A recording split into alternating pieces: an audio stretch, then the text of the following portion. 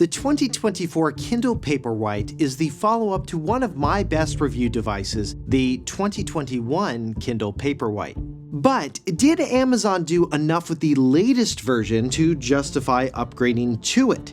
Is going with a Kindle still a good idea compared to the competition, and should you go with a Paperwhite or regular Kindle or Kindle Colorsoft? The first highlight of this Kindle is the new processor. This helps you get faster page turns, faster OS navigation, typing on the Kindle's faster, and the keyboard is more responsive. It's just easier to move around the Kindle compared to the previous versions, and it's noticeable, almost a second faster than my 2021 model in many instances. After 6 months, I still notice the speed difference when switching back to my older Paperwhite and even the newer Kindle Scribe, which unfortunately did not get the same speed bump. And if you want to see my upcoming review of the Kindle Scribe, make sure you're subscribed to the channel. The second major highlight is the overall Kindle experience itself, which is something I've really come to appreciate in my daily use. The Kindle offers a distraction-free OS. There are no apps, no notifications. It's just books and articles that you send to your Kindle. That's it. I found myself using this Kindle every single day for over the past 6 months, primarily for reading books and articles I've sent to it. And even though reading news on it could be better, I find the actual experience of reading anything on a Kindle's display to just be more enjoyable compared to reading on a phone. Buying ebooks for it is easy, and you can do it right from the device itself. Buy a book from a book sample and it'll bring you right back to where you were in that sample, which is awesome. Samples are an underrated feature of ebook readers in my mind. They allow you to start reading a book without purchasing it, like what you would do in a bookstore, except with an e-reader, you can do it from the comfort of your own home. Another feature I found myself using a lot is X-Ray. X-Ray helps you figure out what characters are what they've done in the past, but it won't spoil something about a character that you haven't encountered yet in a book.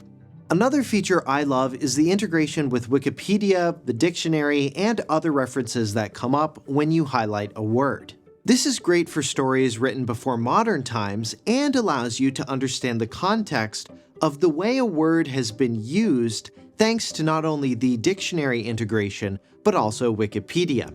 Text highlighting is another standout feature. Being able to highlight and later see everything you highlighted or took notes on, either on the Kindle itself or in the Kindle app on various devices, is incredibly useful. You can easily search highlights in a book as well. Household sharing is another nice touch. Kindle makes it easy to share books that you've purchased with friends and family in your Amazon household. Setup is incredibly simple. If you're already an Amazon customer and have Wi-Fi passwords saved, it'll automatically connect your account and Wi-Fi. Now, for some reason, this didn't happen with my particular Paperwhite, but it did with my new Kindle Scribe. As long as your Amazon account is linked to the device when purchasing, it should work. Next, let's talk about the device form factor itself. The form factor makes it easier to hold in your hand than a lot of books, especially if they're hardcover. You can more easily prop your Kindle on a pillow than a book. The display quality is excellent. It looks like black text on a white page thanks to the actual pigments used in e-ink technology. Another thing that makes this display great to read on is it's flicker-free, unlike most smartphones, iPads, and other tablets. Or at least if there is any flickering from its LED front light, my camera wasn't able to pick it up.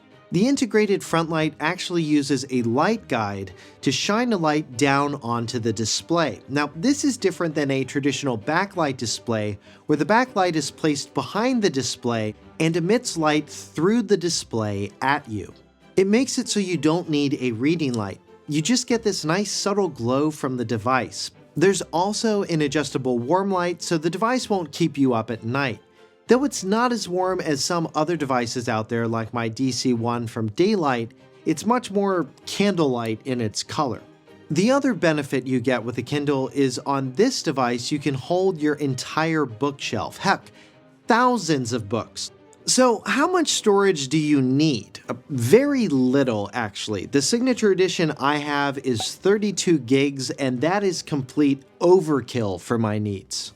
My previous Paperwhite had 8 gigs of storage, and I didn't even end up filling 1 gig with the articles and 20 to 30 books I sent to it. I really wouldn't worry too much about the storage unless you've downloaded like a ton of PDFs, audiobooks, and personal docs to it. That stuff will take up more storage than just regular ebook files. The new wireless charging dock is another nice addition. It's perfect for displaying your Kindle next to your bed or on your desk, and if you paid to get rid of ads, it'll display the cover of the book you're currently reading. If you don't buy the wireless charging stand for your signature edition Kindle Paperwhite, the battery life is still superb. It's easily lasted me 2 to 3 months on a single charge. Standby battery is also excellent. You can not touch a Kindle for months, open it back up, and boom, it'll still have battery. Next, let's talk about some notable changes to this model versus the previous one. The display size has increased to 7 inches from 6.8, and it has more rounded corners to match the rounded corners of the device itself. Can it fit in the old cases? No, it's slightly too wide to fit. Is it heavier? Not really. The old generation was 207 grams, this new one weighs 212 grams. You're not really going to notice that tiny amount of a weight increase. Next, let's talk downsides. First, you can't write notes on it like you can a normal book. You can highlight with your finger and type notes, but there's no pen support like with the Kindle Scribe. A really small nitpick was there wasn't plastic-free packaging for the wireless charger, which Amazon didn't make themselves. They did partner with Anchor to make, but still, like, guys, what are we doing here? Another downside is you can't purchase books directly from the Kindle or Amazon app because of Apple and Google's App Store fees. Now, this might be different in some other countries that have stricter antitrust laws, but that's not the case here, at least in the US.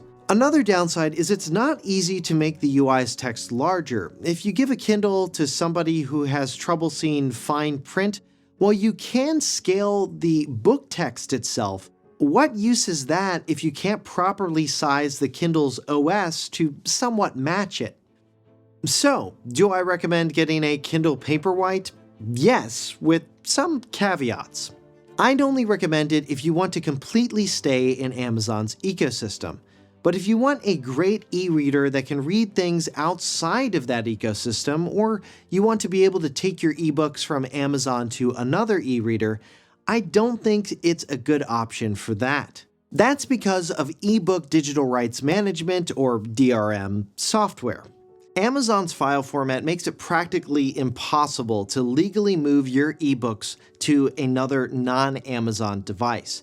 And they recently closed a loophole that made it easier for people to try and strip the DRM from the Kindle ebook files by being able to download older and more crackable versions of those files directly to their computer.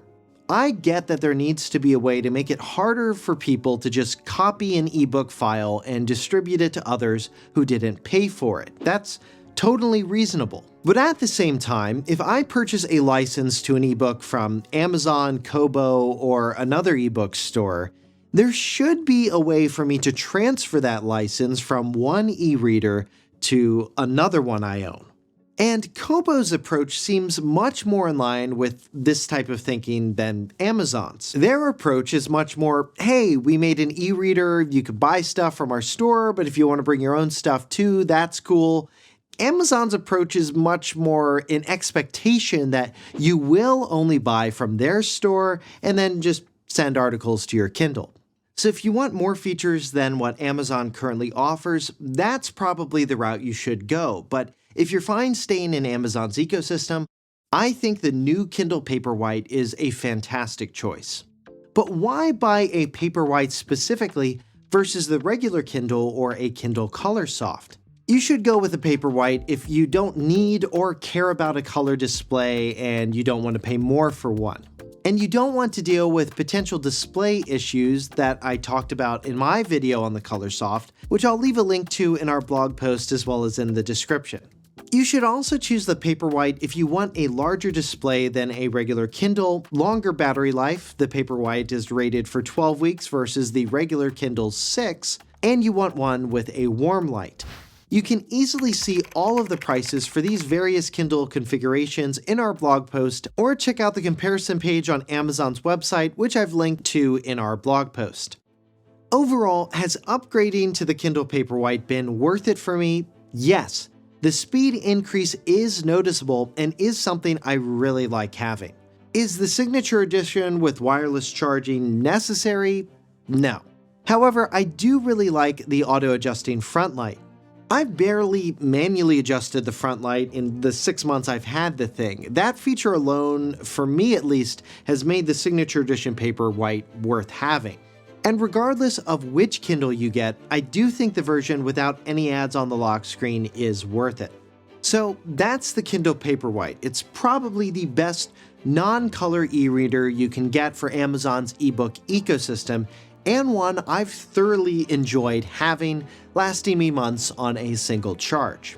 I find I use mine every single day, and yes, still maintain that it's better than a physical book. But if you disagree, let me know in the comments, and if you have a Kindle, what do you think of them?